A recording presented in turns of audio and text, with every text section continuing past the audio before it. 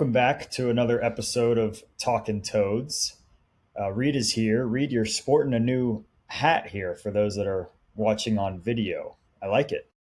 Thank you. Yeah, it's our new sponsor. Today's episode is sponsored by RDSco Goods from Fort Worth. They have fully custom hats. They offer the best rope options in the game. You can look at this rope right there. It looks pretty sick. So go check them out. And yeah, we should have a promo code soon for y'all coming up. So stay tuned for that. Yeah, shout out RDSco. They sent both of us some hats and some shirts. It's got a little armadillo on them, and yeah, we love supporting local Fort Worth brands. And thank you, RDSco, for doing the same thing right back. So more to come there. And there should be some shirts coming along as well. So we'll support those too whenever we get them. Yeah, I think they rumored a TCU purple colorway coming at some point too. So, man, not only are we famous podcasters, but now we're getting into modeling. Things are happening pretty fast. They're probably regretting their decision looking at our faces, being like, oh, we thought these would be a little more of a handsome group right here. Well, we always knew we had faces for radio, but here we are. So, Yeah, here we are. They're stuck with us. no, thanks again, RDSco. This is episode 17.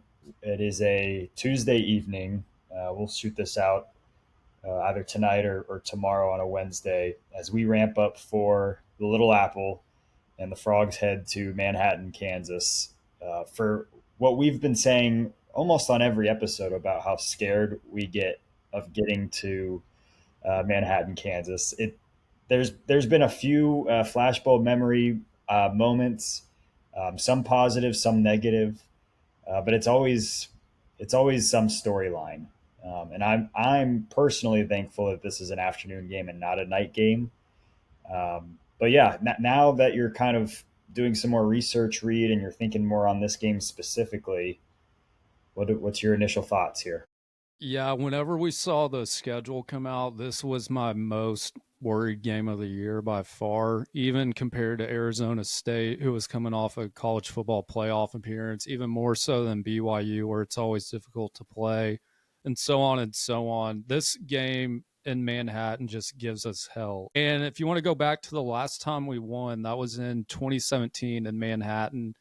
Kenny Hill was the quarterback, and guess who the Kansas State quarterback was? I think I know, but go ahead because I For the think listeners, yeah, we'll the just give it listeners, to you. It was yes, Alex Delton, which crazy. is insane. One of the most forgotten about TCU quarterbacks of all times. Yeah, last time we won was 2017 in Manhattan, 26-6, and it's been a while since we've won there. Obviously, Gary got fired. That was his last game at TCU. Yeah, over the course of recent history, it's just a house of horrors for us, to say the least. It is, and even aesthetically, I hate the two purple teams going at each other. I've always felt like Kansas State looks like the purple Dallas Cowboys, and that drives me insane. So even aesthetically, I don't like their field, the turf field. I was even thinking this is how much of a dweeb I am. You know, these afternoon games, especially here in October, those afternoon games on TV drive me insane because the shadow of the stadium on the field, you know how some players are just left in the dark and some players are out in the sun. I feel like you miss on some football because of that shade in these afternoon games. So How do you even think of that? I know this is just how my brain works, but I know there's a few people listening that will agree with me. I hate Well, I these. don't know about that. Maybe one, not a few. Please comment and back me up on this take. But yeah, I don't love where we stand. I'll get into my official prediction, but what I can tell you after doing some research and even listening in on the other side of the fence, Kansas State doesn't feel very good about their team either. I mean, obviously they're 2-4. It's not where they thought they would be. They've lost. I mean, all of their games have been close games, but they don't like where they stand either. No, and yeah, I think that's the same way TCU fans feel, even though we're 4-1. But yeah, I don't think TCU fans are feeling great, especially this week too. But yeah, if you just look at Kansas State and their four losses, they've lost by a combined total of 13 points. That's not on average per game that they've lost by. That's 13 points overall, which comes out to like 3 points, something points. So they've been in a lot of games, especially at Baylor last week. They pretty much had a lead all throughout, then Baylor came back and won. So, yeah, I thought their record would definitely be better by now, and they definitely have good talent. It just hasn't come together for whatever reason. And the thing I wanted to hit on real quick is this line has been going back and forth like crazy. It started at TCU minus 1.5, then it went to K State minus 1.5. Now it's back to TCU 1.5. So I think no one has any clue how this game is going to go. I think a lot of it is dependent on some of these injuries. Aside from ours, which we can get into, Kansas State is pretty banged up too. Um, I don't want to skip over Avery Johnson because that's probably the biggest storyline. But Dylan Edwards, their star running back, transferred in. He was a former 5-star recruit. When he's on the field, he is electric, and he's that exact type of player that would just kill us. But lately, he's been hurt, or maybe there's some NIL drama. I mean, no one really seems to understand what's going on. The coach keeps saying, "Oh, he's hurt. We're putting it on a snap count." But then he was also in the fourth quarter last game against Baylor. I mean, he got 10 carries. So something odd is going on, and maybe Vegas feels that way too. It's might be dependent on how many snaps Dylan Edwards gets. That's a big storyline. That is for sure. And yeah, that Iowa State game, the opening game of the year in Ireland, do you remember he got hurt because there was like fog in the sky? Then he never played the rest of the. It was bizarre, but yeah, he's been like in and out of the lineup. I feel like all throughout the year. Yeah, these college injuries, they continue to be mysterious. He never even played a snap in Ireland, and then I think he got a few snaps in against UCF where he just exploded, and then now he's back, kind of being injured again. So they keep saying maybe a knee injury that's lingering, but if he's not 100%, which I don't think he is, that is a huge blow to the Kansas State offense, and it showed. Yeah. And speaking of the Kansas State offense, you already mentioned Avery Johnson. That's where it all starts and ends with them. If he's playing well, they're going to win. If he's not, they're going to lose. I think it's fair to say he's more of a running quarterback, even though he hasn't hit above 13 carries in one game throughout the year. So I could see that running total go up just because they need him to run more. And they also have a really good wide receiver in Jace Brown. I feel like he's a guy who's been there for 10 years now. He's just one of those guys. You're like, how hasn't he graduated yet? Right. Just He like has 29 receptions for 390 yards. So he's a stud. Then going to their defense, they actually have a pretty talented defense like they always do. And I think the one guy to call out here, just because there's a familial tie here. You like that word, familial? the job. Chidi Obiazor, and if you recognize that last name, it's Namdi Obiazor's brother, the TCU linebacker. So Dyke said in his press conference that they have the best linebacking group in the Big 12. So obviously they have a good front. Their back end's a little questionable, but with the way our own line's been struggling, we better have major protections working if we want to try to establish the run here on the road. Yeah, Austin Romaine is kind of their big guy. He's their leading tackler. He's an NFL talent. He is absolutely someone that we don't want this offensive line or running game to face, and he'll be right in the middle of it. Um, Going back to their offense and their quarterback play, Avery Johnson was a guy that kind of like us with Hoover. A lot of their fans thought he was on his way to a Heisman type season. I mean, it's been really disappointing. The fans don't really understand why. I mean, yes, there have been some injuries to their wide receivers and Dylan Edwards, but in general, he just hasn't looked like himself or what they had hoped he would be. He is starting to run it more, but I was also looking back at some tape from past games, and they're also starting to run their backup quarterback, Barnett, a lot more, which is a lot of Kansas State fans are confused. You know, you have a running quarterback, you're asking him to do some different types of things last year, and now you're just kind of stopping it. So there's almost a lot of similarities between these offenses of the talent is there. Can we just kind of set ourselves up for success? And sometimes the coaching decisions don't let it happen. So something to monitor. And yeah, this is you hope that it isn't a game where Avery Johnson just comes to life because it does feel like he's due. We'll get into that later, but yeah, that's a major fear of mine. If you remember Avery Johnson, he kind of got the starting role and they pushed Will Howard out of the way. People forget that. And he's Avery Johnson, let's be honest, he hasn't had two good years. He started his first year last year. We're like, okay, it's his first year. Maybe he'll be better this year, but he really still hasn't put it together. And I think a lot of that is due to their offensive coordinator, Matt Wells. He was the Tech head coach for a while, and he's just a disaster. So I'm glad he's with Kansas State this year. But yeah, it's always weird to think about what if K State had just stuck with Will Howard. The butterfly effect of Will Howard actually staying on this team could have led to some success. You wonder what would happen then to Avery Johnson, but yeah, he's been disappointing to say the least, and fans can't really understand. Just flipping it back over to us on our injury front, we did get some updates today, but as we know, things will probably change throughout the week. We think that Barnes, McAllister, and Ansel will all be back, probably close to 100%. Um, I think Barnes and McAllister were starting to look like themselves. At least McAllister was last week. So I would expect another week of some rehab should do them well. We did get news that Hughes is out for the year. That's all they said. I guess we can imagine it was a knee. It looked like an ACL at the game. He was holding his knee. Yeah. So obviously not the best when we already have some O line struggles. So look for a few guys to maybe battle for that. Probably Quentin Harris gets the start, but Van Hoy and Wesley Harvey are other names to monitor. I just when I saw that, I just immediately thought of that Simpsons meme where it's that little kid saying, "Haha, I'm in danger." It's just it is not good. It's who knows? Sometimes these guys are behind on the depth chart, and there's a hidden talent there, and something clicks. That could happen here, but it's obviously not what you wanted to hear when you already have a line that's struggling. Now you bring in some new faces, and yeah, it's not the best. You sound so depressed, and I'm right there with you. You mentioned something, you're like, sometimes these guys are just stuck behind the starters in the depth chart.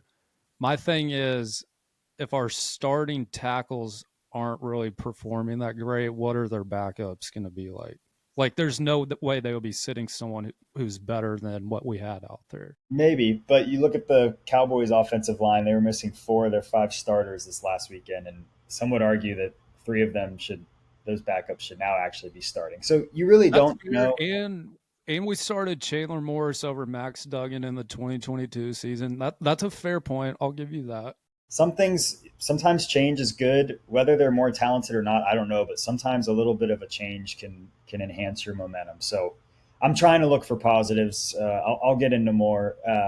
Continuing on with the injuries, we got word that Jeremy Payne had been battling turf toe. So that's great. I mean, that's not something that just yeah, that doesn't just go away. So that'll be something to monitor. Still have no word on our starting kicker, Lemmerman. I would think he's at least out until the bye. We haven't seen any updates, but you're thinking maybe out for the year. I think it's out for the year. Yeah. Uh, It's just getting rough out here.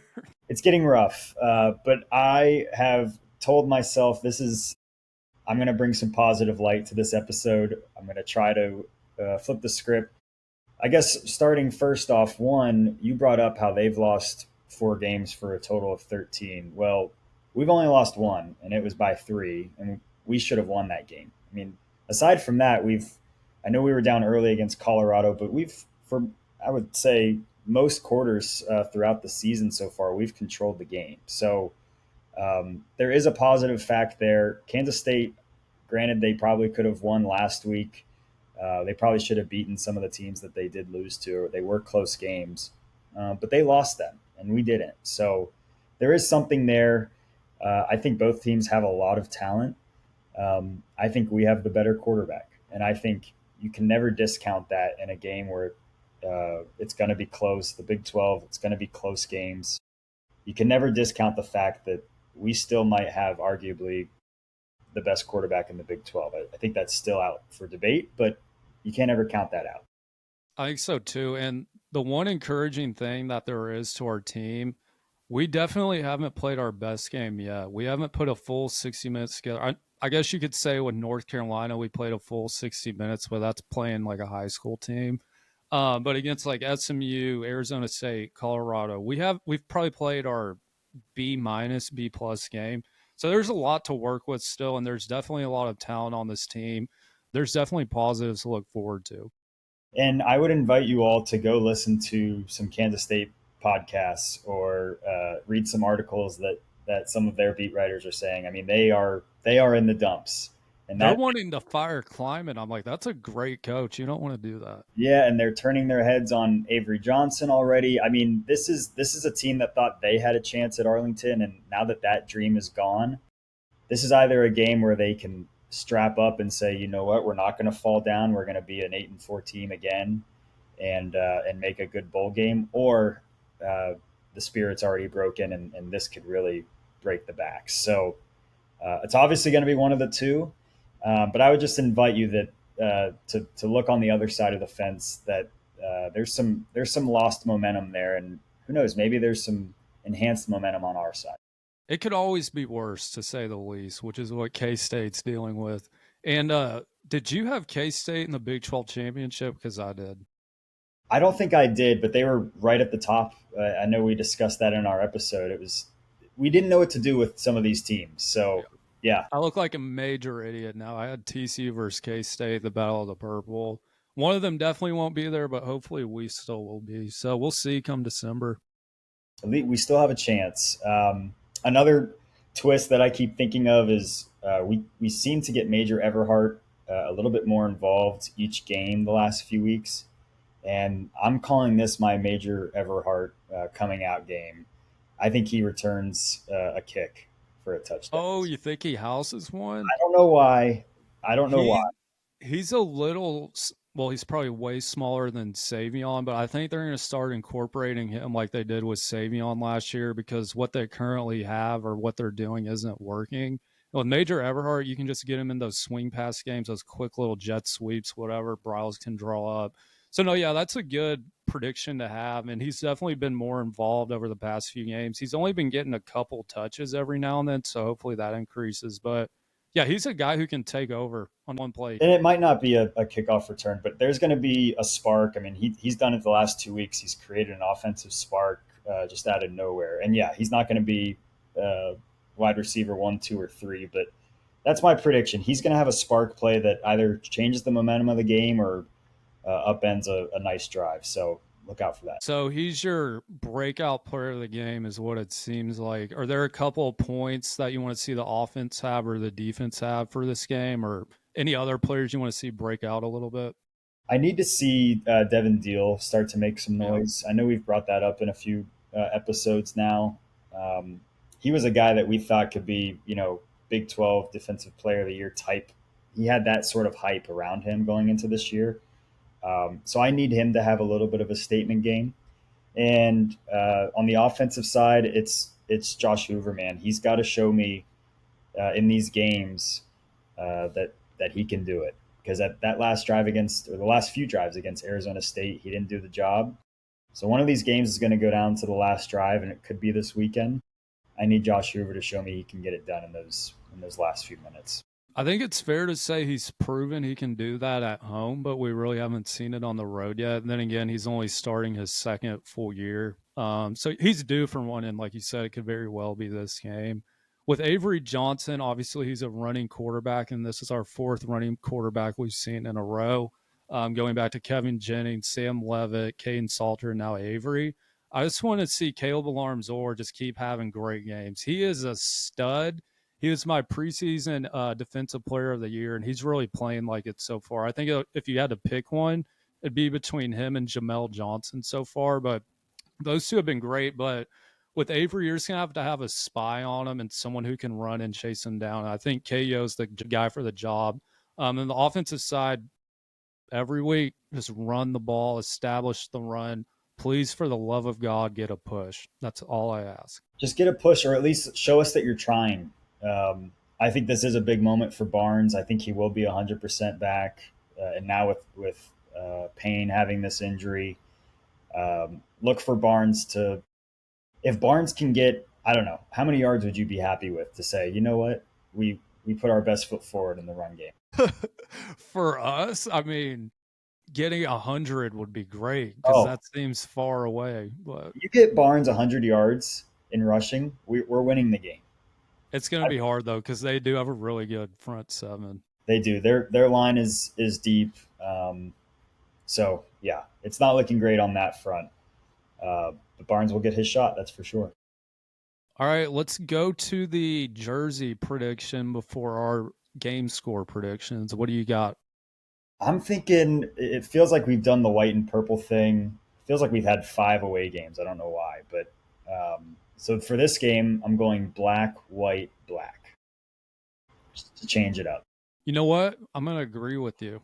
Okay. We've done all white. We've done a little purple and white. We're Yeah, due for a black, white, black.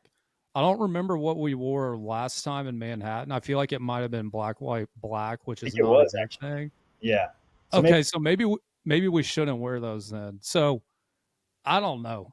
I just don't see this being the silver chrome with the white jersey game because they have uh, a gray Gray helmet. helmets. So Yeah. maybe it's a purple chrome day with all white. Who knows, man? We got options. We sound like such nerds, but I love it. That's probably one of my favorite segments of the week. I see you just get happy and bubbly when I bring up the jersey talk. The only thing that would make me happier if we had the spikes. We know we're spiking. Spikes.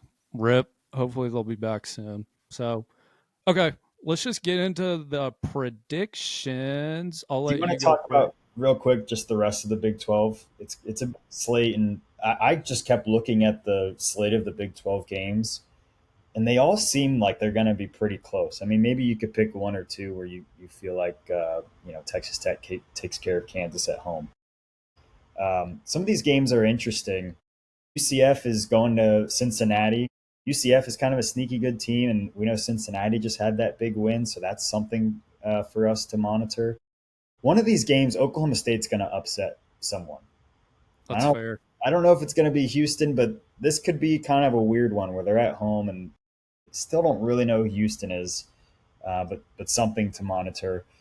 Iowa State, now that they lost, they then got to go to Boulder, and as we know, Boulder's not a Colorado's not a horrible team. So you just go down the list, man. Some of these games are actually kind of interesting. I wanted to ask you though, for the next two games I'm about to say, who do you want to win these games? Is Arizona and BYU? I think I know the answer to that one, but then Arizona State and Utah. It's kind of a tough call in terms of who we want to lose those games, right? So BYU Arizona, I'm gonna want Arizona to win because I think they'll end up losing less games than BYU will on the rest of the year, if that makes sense. The only Then thing Arizona's is that we don't play Arizona, so I just feel like I'd rather have. there's no way they're gonna finish with like less than 3 losses, Yeah, just zero chance. I So wouldn't. I'll give me Arizona to win that. I'm not saying they're gonna win, but I just want them to win. Then Arizona State at Utah. You clearly want an Arizona State loss here. Just keep piling up those losses because they have the head-to-head tiebreaker over us. Just another one that makes me nervous. I know Utah's already lost one, but we don't play them this year, so it's just one of those things where I'm glad that someone loses in that game. And you're right. At some point, we need Arizona State to lose a game for sure. So maybe that is who we want to win there. Yeah, that BYU game, they're only favored by 1.5 against Arizona, so that's going to be an interesting. That Houston Oklahoma State game is disgusting to look at. It's probably the grossest game of the weekend in the Big 12 conference. And I'm going to call it now. I think Colorado upsets Iowa State. Would love that. We're each week we're gonna put out our rooting guide. Would obviously love that. And I know Houston Oklahoma State is gross, but that would be a sneaky big win if Oklahoma State could do that for us. Yeah, and going back to the rooting guide, I saw someone on Twitter copied your idea because that's your idea, and I hadn't seen it before on Twitter. So someone's clearly listening or looking at our Twitter and copying you. We should have copyrighted that. I Let's know go. it's Our producer. BS. They owe us about $500 at least. We're just starting there. Yeah, We'll get our producer on it. our producer, our lawyers, dude. That's what we pay them for. One more note, and not to look ahead, we have enough to worry about this week, but you'll notice Baylor has a bye week. So they get extra rest before they travel to Fort Worth the following week. So just something to monitor, and let's get through this game, and then we'll talk about the next one. Yeah, I can't even think about Baylor because this game just terrifies me. And let's just get into it. The predictions. I'll go first. To start the year, I initially had this as a loss. And if you go back to the Arizona State game, I initially had that as a loss and I flipped it to a win. So that has nothing to do with anything. I just wanted to point that out. But I'm going to predict that the Frogs unfortunately lose here 34-28. It's just always a house of horrors for us in Manhattan. And when you can't run the ball, you're kind of screwed on the road, as we saw at Arizona State. And this team, with that front seven they have, if we have to pass it every time, they can just pin their ears back and get after Hoover. And our offensive line protection in the passing game hasn't been great either. So, unfortunately, Frogs lose here 34-28. But obviously, I hope I'm wrong. It's very fair. I can't argue with anything you just said. I mean, we still don't really know how good this team is, um, which is why I'm picking us to win because we still don't know for sure. So Uh, if we win this game, do you think we're like back? We're good. I We're mean, we're a Big 12 title contender or what? absolutely. I mean, this would be a big momentum shift, and I could argue last week how that game ended could have propelled that. I think we win a close one. I think there's no way we just killed Kansas State. I think Kansas State's they're too good of a 2-4 team, which is ridiculous to say. Um, but I still think we win. I think we have the better quarterback. Um, I know that our running game could struggle, but there is still a glimmer of hope for me because I know how good Kavorian Barnes can be. Where if you can control that first quarter and get out of there not being down, then I think we're right in there until the end. It reminds me a lot of the Kansas game last year, which was just wild. But we still stuck it out and won that game, and that just felt like that propelled us to future wins in the future later on in the season. So yeah, I pick us to win 31-28, a close one. And again, I'm just trying to stay positive because I do think you win this one, you can then worry about Baylor. I still could see another loss coming up. I mean, we still got to go to BYU. We still have some tough games later on, but I'm sticking with my initial guess that this is a 1-2 loss team, and I'm sticking with it. I want to stick with it. You hit the nail on the head with one of your points there. This is a game you can't get down early in because the crowd's going to start getting ramped up. It's just going to get harder to deal with.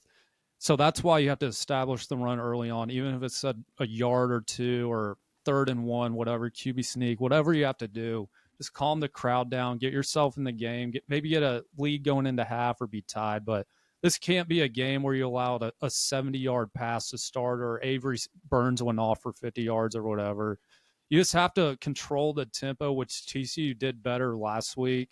But yeah, if this gets 14-0 early like it did last week, I don't see how we come back from that. It's almost like that Arizona State loss has given me, it's made me feel safer going into these environments because I was nervous going into that Arizona State game, and the fact that we soiled that thing and still almost came away winning that.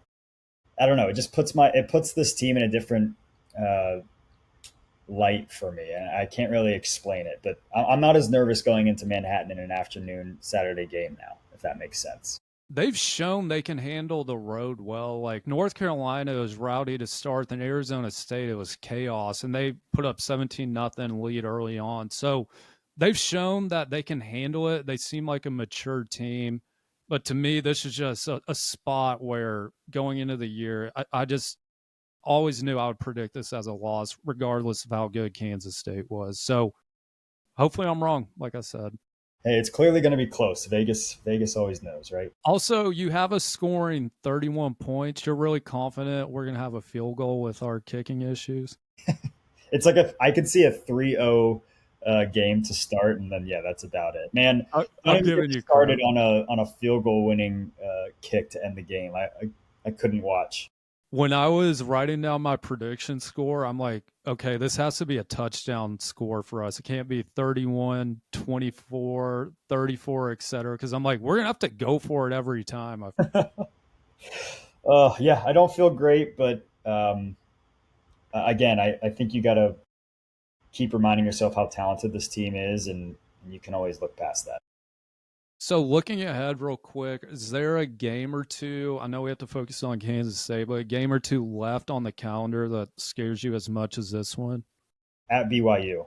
Yep. That defense is officially good. I know they've played some bad teams, but at BYU in that environment, it's going to be cold. I mean, that game scares the beep. We'll have to be, As you say, it gives you the heebie-jeebies. gives me the The heebie-jeebies. one that is kind of sneaking under the radar, and this might just be recency bias or whatever. Cincinnati's really starting to look good. They beat the hell out of Iowa State. I know Iowa State, they were starting to make a comeback, but they lost. They have a pretty good defense, and I was completely wrong about Brendan Sorsby. He's a stud. I know he's not the most accurate passer, but he just gets the job done. So I know we're ways away from that, but just keep an eye on Cincinnati. I think they can make some noise in the Big 12 and pull off an upset or two. You know why that game hasn't even really crossed my mind? It's because it's the last one. I want to be stressed about that game so Yeah. badly. Yeah. And it's at the Carter, so I'm happy about that. Okay, let's get into our best bets of the week. Last week, shocker, I went 3-2. It happens every week. Then here you go again with your extreme. The past 2 weeks you went 4-1, 5-0. Then last week you went back to 0-5. And it was So bad, man. Some of these were not even close. Not my best effort, but I'm back for this week. I think I feel pretty good about these ones. you got it. You got it. So I'm 14-11 and you're 12-13. I'll go ahead and start. SMU minus 19 and a half at home over Stanford. Stanford is god awful. They're one of the worst Power Four teams in the country. Their quarterback's the worst quarterback I've ever seen. So give me SMU minus 19 and a half. That one's on the CW. Shout out. It Love is CW. good for SMU. NC State plus 21 and a half at Notre Dame. I think it's just too many points. UNLV minus 6.5 over Air Force. UNLV is one of those teams where I keep betting on and they continue to cover. So I'm just going to keep riding that. This one is the gross game of the week. You always got to have one of those in here. Iowa, Wisconsin under 35.5. You really think that's going to be a bore fest? Yeah, it's got to be 17-10. So give me the under there. And unfortunately, Les, this team I'm about to mention is really, really, really good. Texas Tech minus 14.5 over Kansas and Lubbock. They've covered every game this year. They handled Houston well on the road. I hate to say it, but Tech is definitely at the top of the Big 12, and give me them 14.5. I feel like you've picked them every week. And it keeps hitting. Well, maybe stop so they'll lose. All right, I flip it to Kansas plus 14. No, I'm kidding. I'm kidding. All right, I've only bet them like 3 times. No, but I mean, they're really good. It's very difficult to argue that. I still see a trip up there somewhere. I know they have a relatively easy schedule, but yeah, Kansas at home just doesn't feel like much. So, all right, going with mine. I struggled with mine, but then I started to feel much better about them once I saw what I wrote down. I have Ohio State. They're 14 and a half favorites over Illinois. I think Ohio State's just the best team in the country, and I don't think Illinois is that great. I still have that Indiana Illinois game in my mind, and I can't let that go. So give me Ohio State there. Georgia Tech over Virginia Tech. I know that's a lot of points at 14 and a half, but I'm a believer in Georgia Tech, and I think they're due for another game where they just kind of take care of business. So give me Georgia Tech there. A&M, I've kind of been hating on the last few weeks, so I'm going to flip it. I'm actually going to take them to cover the 7.5 point spread over Florida. Even though Florida had a big showing last week, I just kind of want to flip the juju with Texas A&M. So give me 7.5 there. You'll be proud of this. Ole Miss and Washington State. Go That spread Rebs. that spread is ginormous. I know Ole Miss is at home, and I know Washington State could be worse than Stanford. So just give me the over. It's 59.5. I think that should easily hit. I don't know if Ole Miss ends up covering the whole. I think it's like a 32-point spread. But I think that game goes over 59. Ole Miss might hit the over by themselves. Yes. Yeah. There you go. That's actually a really good bet. A couple ones I wanted to bring up real quick. Oh, I Just got one more. oh, go ahead. Yeah. This is my white whale that I keep betting on. Friday night, everyone. I want everyone to tune in. I think it's on ESPN or ESPN2. UNT is hosting number 24 South Florida. Give me UNT. They're point and a half underdogs. Give me them to cover. I think they get the upset, and I think my white whale of Mester Maker puts himself truly on the national stage, gets everyone's attention. So give me You that. say I bet Texas Tech every week. You bet North Texas literally every week. And it's always hitting. They're undefeated. Give me the mean green.